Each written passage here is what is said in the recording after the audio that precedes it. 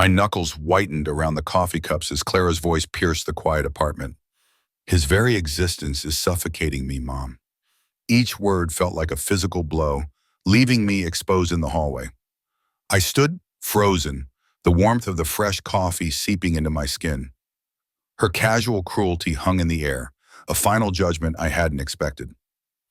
The servers at the office went down just before lunch. A total system crash the IT guy said would take hours. I figured I'd make the best of it. Clara had mentioned a tough morning call with a client, so I drove to the coffee shop we liked, ordered 2 lattes, and started for our apartment on Burnside, a small place we'd rented for the past year. The idea was to walk in, set the cups down on her desk, and see her smile. A simple surprise. 2 years we had been together now, and these small gestures still felt good, a reliable comfort in the routine. The key turned without a sound. I stepped inside, careful to close the door quietly, balancing the paper cups. Our apartment always smelled a little like old books and whatever Clara had cooked for breakfast that morning. Now it was just quiet. My shoes made no noise on the worn wood floor.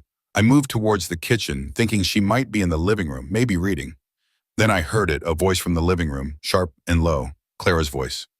"Mom, I can't stand him anymore," she said. The words were not a whisper, but they had a brittle edge. My hand froze on the kitchen counter, the ceramic cups pressing warm against my palms. Brenda, her mother, must have been on the other end. Clara continued, her voice cracking now, as if holding back a flood. "His very existence is suffocating me." The blood seemed to drain from my face, leaving a cold shell. My fingers started to tremble, the coffee cups suddenly heavy, their warmth a betrayal. Every word Clara uttered was a punch, landing square in my gut, each one knocking the air out of my lungs. I stood there, motionless, listening as the life I thought we were building together came apart in sentences. "He's so clingy," she complained. "So needy, Mom. It's pathetic." A short, humorless laugh followed. "I just wonder what I ever saw in him, honestly." The phrase hung in the air, heavy and final. 2 years. 2 years of shared meals, movie nights, weekend trips to the coast.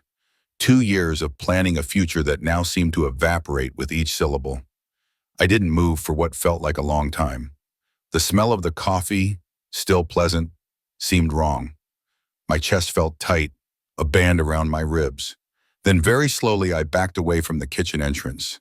Each step was careful, deliberate, as if any sudden movement might shatter what little was left of me.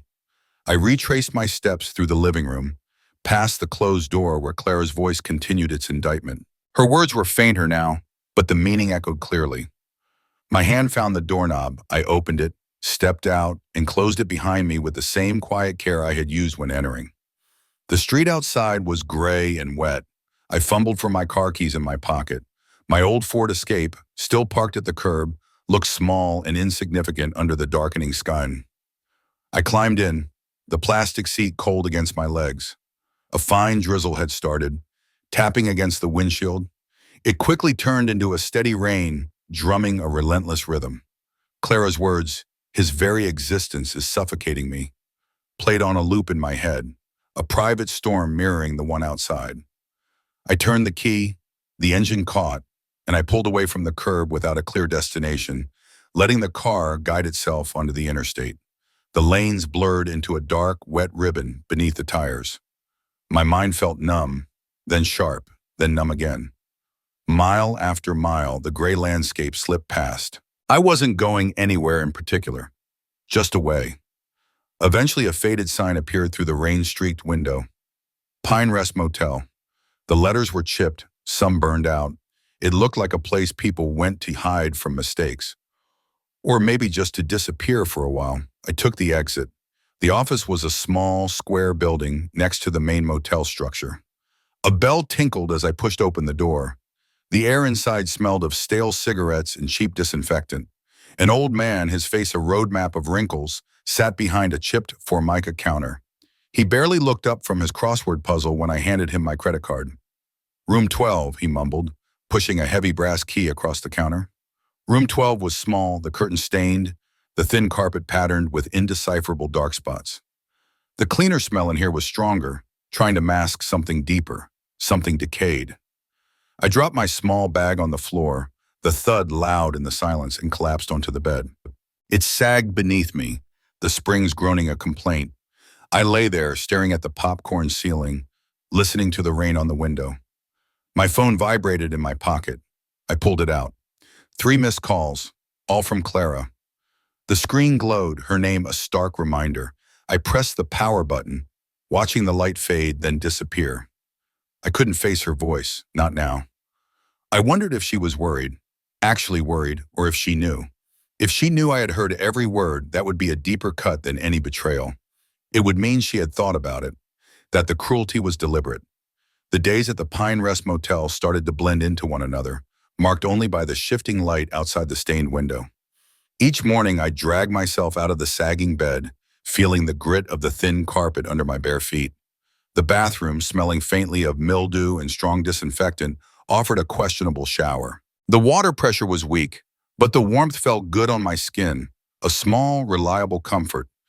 After that, it was always the same walk to Mel's Diner, a squat building with a neon sign that buzzed even in the daylight. Breakfast was usually 2 eggs over easy, bacon and coffee, served by Doris, a woman with tired eyes and a perpetual cigarette tucked behind her ear, even indoors. My phone remained in my pocket, off, a small, heavy brick. It felt like a digital security blanket, insulating me from whatever lay beyond its dark screen. I couldn't bring myself to turn it on. The idea of a text, a call, any connection to the life I'd left behind felt unbearable. The trying not to think about Clara part wasn't working. Her words, his very existence is suffocating me, had settled into my mind like a low, constant hum. They were there when I ate, when I walked, when I watched the faded reruns of sitcoms on the motel's small, static-filled TV. One morning at Mel's, I was halfway through my second cup of coffee when a trucker in the booth behind me started talking, his voice a gravelly rumble. He was facing Doris, who was refilling his mug. "Man, my ex-wife was something else," he grumbled, stirring sugar into his coffee. "Had 2 faces, you know? One for me, one for everyone else. Or maybe it was one for public, one for when she was talking to her sister on the phone." I froze, my own coffee cup halfway to my lips. His words felt too close, too real. "Always smiled, said the right things when we were out," he continued. "But then I found a letter she'd written to her cousin. Said I was a burden, a dead weight. Said she hated the way I chewed my food." He snorted, a dry, bitter sound. "The way I chewed my food, can you believe it?" Doris just nodded, pouring him more coffee. "People are complicated, Frank." "Complicated ain't the word," he said. It was like living with a stranger. How do you fix something when you don't even know what's real? The question hit me like a physical blow. I nearly choked on my coffee, swallowing hard, trying to keep my breathing even. His story wasn't just similar, it was my story. The public Clara, the private Clara, the careful smile, the cutting words. I turned slightly in my seat, trying to catch his eye without being too obvious. "Excuse me," I said, my voice coming out raspy. He looked over, a grizzled face under a faded baseball cap. "What did you do?" I asked, feeling exposed but unable to stop myself. He shrugged, picking up a piece of toast. "What could I do? Left, packed a bag, got in the rig, and didn't look back. Figured if she really felt that way, staying would just make us both miserable. What's the point of fighting for something that ain't even there?" He went back to his toast, seemingly unburdened by the conversation. But his question, how do you fix something when you don't even know what's real, stayed with me. It followed me back to room 12, echoing in the stale air, keeping me awake. I lay in the dark, the motel bed creaking with every small shift. 2 years with Clara. Had it all been an act? Was every smile, every touch, every shared laugh a performance? The uncertainty gnawed at me, a relentless ache in my chest. It felt like trying to navigate a map where all the landmarks had been rearranged overnight. How could I make a decision? How could I move forward when I couldn't distinguish between genuine affection and calculated pretense? I pictured my parents' house in Ohio, the quiet, predictable rhythm of that life.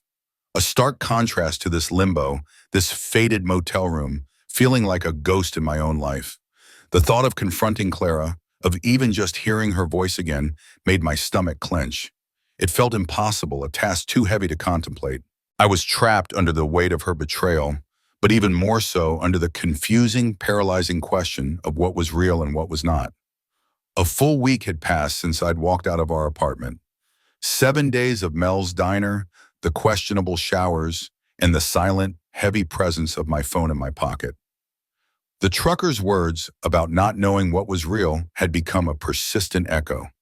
My solitude at the Pine Rest Motel was a fragile shield, but even that was starting to crack under the weight of inaction. Finally, sometime late on the seventh day, the urge to know, to understand something, anything, broke through my resolve. My thumb found the power button. The screen flickered to life, and then it exploded. Dozens of notifications cascaded down. Missed calls, text messages, voicemails. A wave of anxiety, cold and sharp, washed over me. Most were from Clara, her name appearing again and again, a relentless drumbeat. There were a few from my sister, Hannah, and one from Wes Jensen, an old college buddy. I scrolled through Clara's messages first. They were a torrent of manufactured distress. "Ethan, where are you? I'm scared something happened. Please call me back." Another sent hours later. "The police came by. They said I had to wait 24 hours to file a report. I'm so worried." Each message was carefully worded, designed to convey desperation. But after what I'd heard, they just felt hollow. Then I saw Wes's text. It was short, direct, and completely unexpected. "Dude, what the hell is going on? Clara's all over the news looking for you." News? The word punched through the fog in my brain. My hand trembled slightly as I pressed Wes's contact. The phone rang twice, then his voice, full of urgency and concern, filled the small motel room. "Jesus, Ethan, finally," Wes exclaimed, his relief palpable. "Where are you? Clara filed a missing person report. She's been on every local channel crying her eyes out. Everyone's worried sick." My mind reeled. Missing person report? Crying on TV?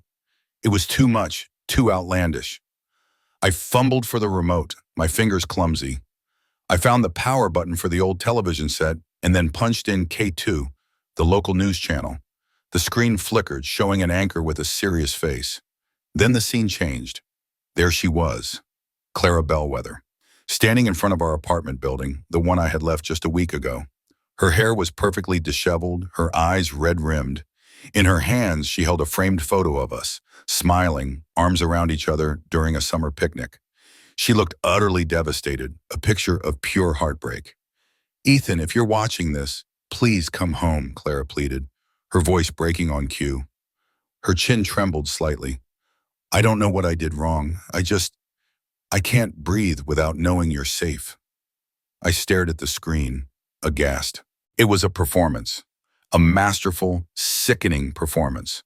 The woman weeping on the television, playing the part of the distraught, bewildered girlfriend, was the same woman who had just 7 days ago casually dismissed my existence as suffocating and called me pathetic to her own mother. The contrast was so stark, so utterly manipulative, it made my stomach churn.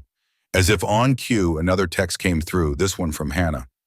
"Ethan, I don't know what happened, but Clara's losing her mind. She seems genuinely terrified. Everyone here is praying for you." Genuinely terrified. The thought was laughable almost. Clara wasn't terrified. She was calculating. She was putting on an elaborate show, not just for the news cameras, but for our entire community, our friends, our families. It was a carefully constructed narrative, designed to make her look like the victim, the one wronged, the one abandoned. The news report continued, showing clips of Clara doing ordinary things, framed to enhance her apparent distress. Clara at the grocery store, buying a box of my favorite cereal, her face forlorn. Clara walking past a park bench we used to share, her shoulders slumped. Each segment was cut with photos of our happy moments, the ones that now felt like carefully staged lies. Her performance was chillingly good. So good that if I hadn't been standing in our hallway, unseen, overhearing her true feelings, I would have believed every single word. I would have felt guilty, responsible for her public anguish. This manipulation, this brazen public deception, twisted the knife in my already wounded heart. It wasn't just betrayal now. It was a deliberate, cruel act of public humiliation designed to corner me. The drive back to Portland was silent, save for the hum of the Ford's engine and the soft whisper of the tires on the wet pavement.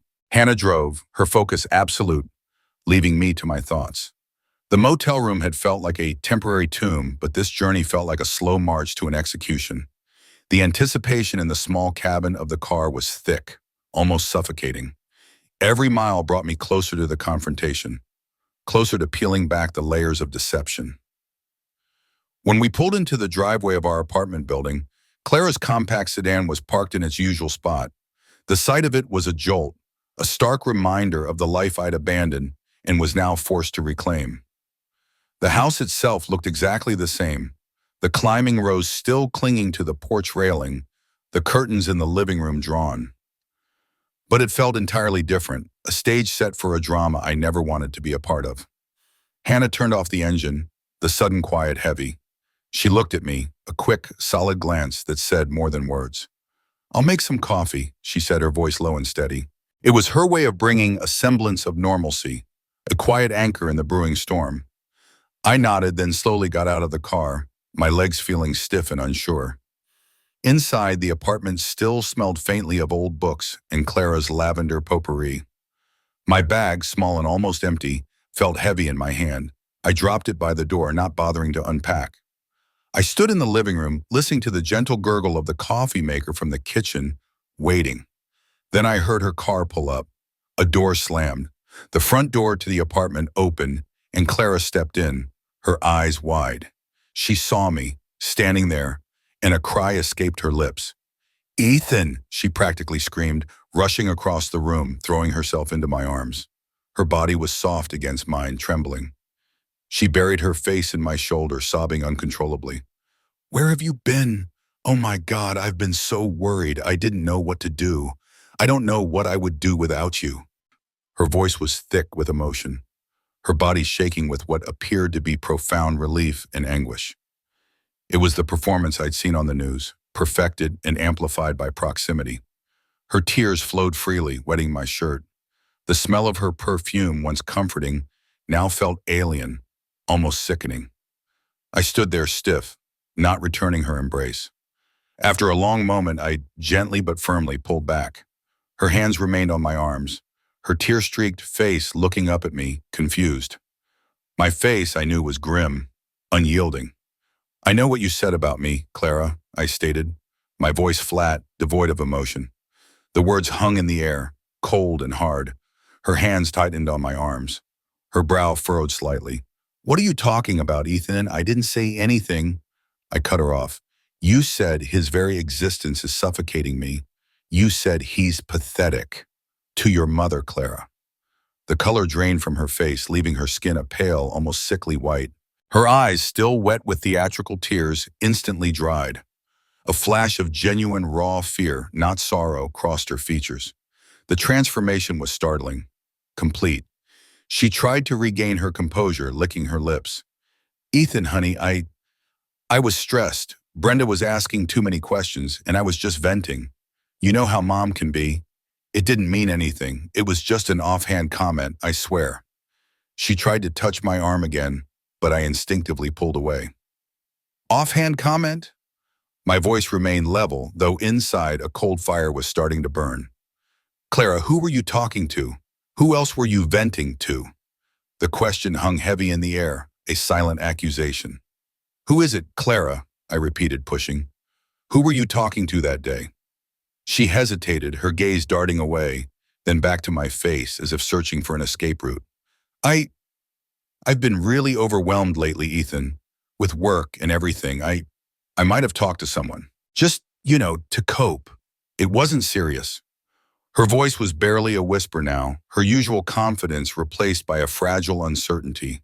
A cold dread spread through me, deeper than the first betrayal. My gut clenched. "Who, Clara? Tell me his name." She took a shaky breath, her eyes pleading, but I gave her no quarter. Finally, she whispered it, the name a casual, cruel blade. Wes Jensen." My mind reeled. Wes, my college buddy, my friend. the one who had texted me genuinely worried, "Clara's all over the news looking for you." The betrayal was not just Clara's, not just a casual dismissal of my worth. It now involved two people I had trusted, a double-edged sword twisting deep in my gut. The shock of it stole my breath. At that exact moment, Hannah emerged from the kitchen, a steaming mug in each hand. She had heard the name. Her eyes, usually so steady, were wide with shock and a furious anger that matched the cold fire now burning in my own chest. For those of you navigating the winding paths of trust and deception, stick around to the end to see how life's costly choices unfold. The name hung in the air, thick with the weight of its implication. Wes. Not just Clara's betrayal, but Wes's. That hit harder, a brutal, unexpected blow. Clara's initial words had wounded, but Wes's involvement felt like a betrayal of a different kind, a quiet, insidious treachery from someone I'd considered a friend. Clara, seeing Hannah's shocked face and my own stony silence, immediately tried to backtrack, to minimize. "Ethan, it was just a fling, a stupid mistake. I was so stressed, It didn't mean anything. Wes was just there." Her voice was a desperate whimper, a stark contrast to the confident woman who had performed for the cameras. But the facade was broken now. Her tears, her desperate pleas for me to come home, the worried texts, they weren't about me. They were a carefully constructed cover for her affair, a smokescreen to hide her infidelity and protect her image. The realization was sickening. "A fling?" Hannah's voice cracked the tension like a whip. She stepped forward, her eyes blazing at Clara. "You call filing a missing person report, going on the news, crying about how you can't breathe without him, a fling? You manipulative, cruel piece of work." Clara flinched, but I barely registered it. My gaze was fixed on her, unwavering. The anger was a cold, hard knot in my stomach. But beneath it, there was a profound sense of finality. "I'm done, Clara," I said, my voice quiet but firm. "There's no coming back from this. Not from what you said, and certainly not from this." The next few weeks were a blur of sterile conversations and legal paperwork. I packed a small bag and moved in with Hannah, sleeping on her couch, feeling like a stranger in my own life. Every morning, I'd wake up in her spare room, the scent of her lavender laundry detergent, a small comfort, and face another day of disentangling myself from Clara. The logistics of separating our lives were slow, painful. Our shared lease, our bank accounts, the few pieces of furniture we'd bought together. Clara and Brenda, true to form, made it difficult. They tried to leverage my abandonment against me, claiming I had just vanished, leaving Clara distraught and financially vulnerable. It was a thinly veiled attempt to twist the narrative, to keep the upper hand. In the end, I lost the house. Clara stayed. It was easier for me to walk away than to fight a battle I no longer had the energy for. I heard through the grapevine, through whispers from mutual acquaintances, that Wes had moved in with her soon after I left. The news didn't surprise me, but it deepened the financial sting. The shared savings account meant for a down payment on a house was mostly gone, leaving me with little to show for 2 years of working toward a future that had never existed. Wes, he still called, still texted, as if nothing had happened, as if he hadn't just played a part in dismantling my life. His messages were casual, friendly. "Hey man, heard you're back. Want to grab a beer?" The audacity of it was a burning ember in my chest, a constant reminder of his duplicity. I ignored every single one, his name on my phone screen a poison I refused to acknowledge. I tried to rebuild, to put one foot in front of the other. I took extra shifts at work, burying myself in the predictable logic of computer code. But the pain and anger lingered, a persistent ache.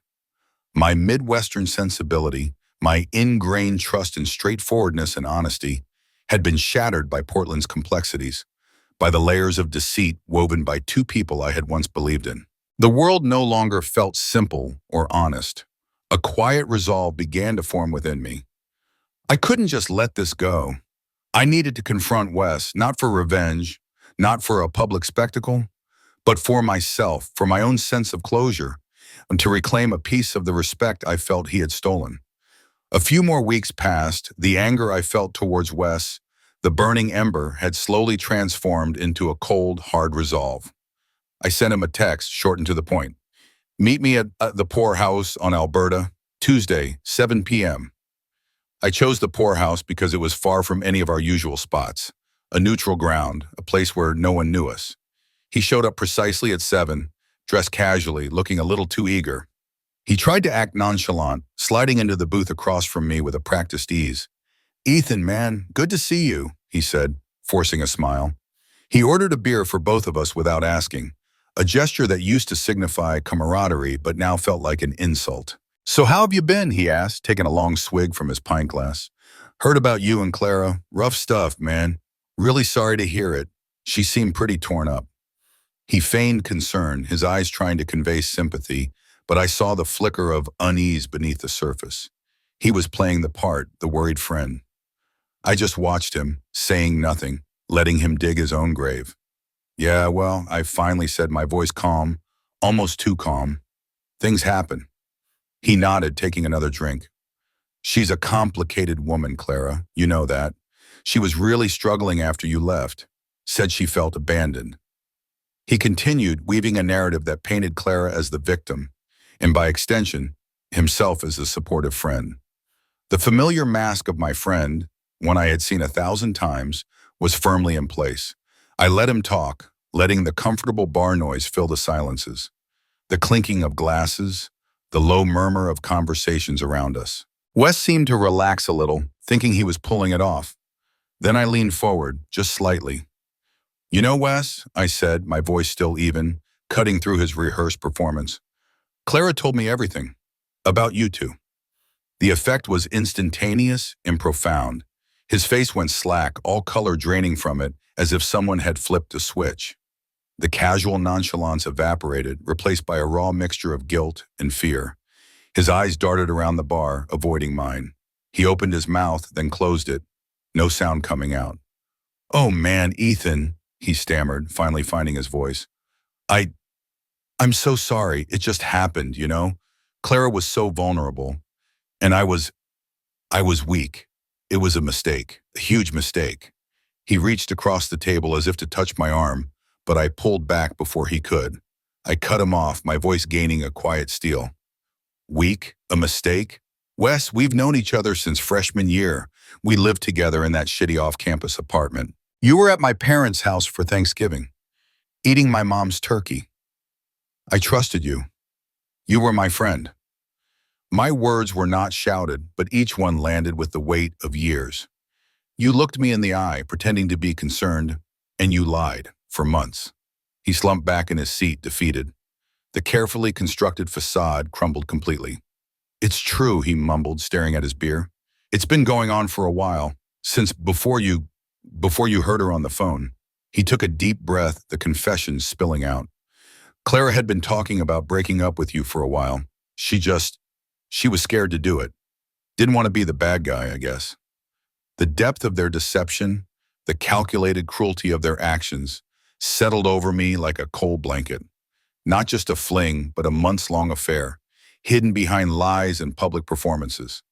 Clara's reluctance to be the bad guy had led to this elaborate charade, dragging me and Wes into her web. I pushed my untouched beer away. Get out of my sight, Wes, I said, the words coming out flat, final. And stay out. Our friendship is so over, completely. Don't call me, don't text me, don't ever show up where I am again. He nodded, not meeting my gaze, and pushed himself out of the booth. He walked out of the bar without another word, leaving the half-full pint glass on the table. The confrontation left me drained, but there was also a strange, grim satisfaction. I finally understood Clara's true nature and Wes's complicity in stark, unvarnished terms. There were no more questions, no more confusing doubts about what was real. The quiet dignity of my confrontation, the simple, direct truth I had spoken, felt like a small, personal victory against their elaborate web of lies. Months had passed since the confrontation at the poorhouse, since I had told Wes to stay out of my life. The days blurred into a new routine, one of quiet rebuilding. I found a small apartment on the east side, a place with thin walls and a view of the adjacent brick building. But it was mine, and it was quiet. I worked hard, taking extra shifts, The predictable demands of my duty, a welcome distraction from the unpredictable chaos of my personal life. Slowly, painstakingly, I began to piece things back together, saving money, reclaiming a sense of routine, and if not peace, then at least a dulling of the sharp edges of my pain. One Saturday morning, the air crisp and cold, I was running errands. It was a familiar grocery list in my hand. I had parked a few blocks away, near a small park, enjoying the walk. As I turned onto a residential street, heading towards the bakery, I saw them. They were walking hand in hand, their laughter carrying on the cold air. Clara and Wes, they were emerging from a new house, a two-story with a freshly painted porch and a well-tended garden, far grander than the apartment I had shared with Clara. They looked, to my disbelief, genuinely happy. Wes, with his arm around Clara's shoulders, his head thrown back in easy laughter. Clara leaning into him, her smile wide and unburdened. And then I saw it. Beneath her heavy winter coat, a subtle but unmistakable roundness, a visible bump. Clara was pregnant, a symbol of their new thriving life together, built on the ruins of mine. My breath hitched. My entire body stiffened. Without thinking, I ducked behind a parked SUV, the cold metal pressing against my coat. I watched them unseen, a ghost observing a life that should have been, but wasn't. They walked past, their conversation light, their shared joy palpable. I saw the future I had once envisioned for myself playing out before my eyes, but with different actors. For a fleeting second, a red haze of rage threatened to overwhelm me. The urge to step out, to shatter their perfect facade, to remind them of the devastation they had wrought, was almost unbearable. To scream, to confront, to demand some explanation for their callous disregard, to see their smiles falter, their happiness crack. But then, as quickly as it came, the impulse faded. I stayed hidden behind the cold metal of the car. I realized with a clarity that surprised me that my suffering wasn't theirs to witness or to validate. My pain belonged to me. Their joy, however ill-gotten, was theirs. Exposing myself to them now wouldn't bring me justice, only more anguish. It would only give them the satisfaction of knowing they still had the power to wound. I acknowledged the deep hurt, the lasting scars, the permanent change in my perception of trust. It wasn't a feeling of profound peace that settled over me, but a quiet, weary acceptance of loss. Some betrayals, I understood now, didn't get a grand Hollywood ending. No satisfying climactic confrontation or dramatic comeuppance. They just got a slow, grinding process of picking up the pieces, one by one in silence. My reflection, honed by the harsh realities of the past months, took on a distinct Midwestern realism. Life was messy, people were flawed, and sometimes the only justice you found was in the simple act of moving forward. I waited until they were well out of sight, their laughter fading into the distance. Then I pushed myself away from the car. I didn't look back at the house or in the direction they had gone. I simply turned and walked away, leaving them to their happiness, knowing I carried the echo of the past, but also the strength to build my own future, alone. The sky above was vast and indifferent, like the world itself, reminding me that the cornfield keeps its secrets, and life, for better or worse, just keeps on growing. Ethan continued to live his days one after the other, each one a steady, unremarkable procession. The small apartment offered quiet solace, the demands of his drama a clear, logical structure. The sharp edge of betrayal had dulled over time, replaced by a constant, low hum. He understood now that some wounds didn't just heal, they became a part of the landscape, changing the topography of his soul. Trust, once a straightforward concept, was now a fragile, complex thing, always viewed through a new, guarded lens. He harbored no grand wishes for their downfall. Not anymore. Their happiness, built on the wreckage of his own, was a choice they made, a burden they would carry, whether they acknowledged it or not. His own path was solitary, quieter, but it was unequivocally his. The lessons learned were hard, etched deep into the fabric of his being, a permanent record of what had been lost. He knew he wouldn't seek easy answers or dramatic retribution. Life, he'd found, just kept on going, indifferent to individual heartbreak. It simply kept turning, a slow, methodical wheel. The vastness of the sky above, unconcerned with the small dramas below, was a constant reminder. He was still standing, and that in itself was enough.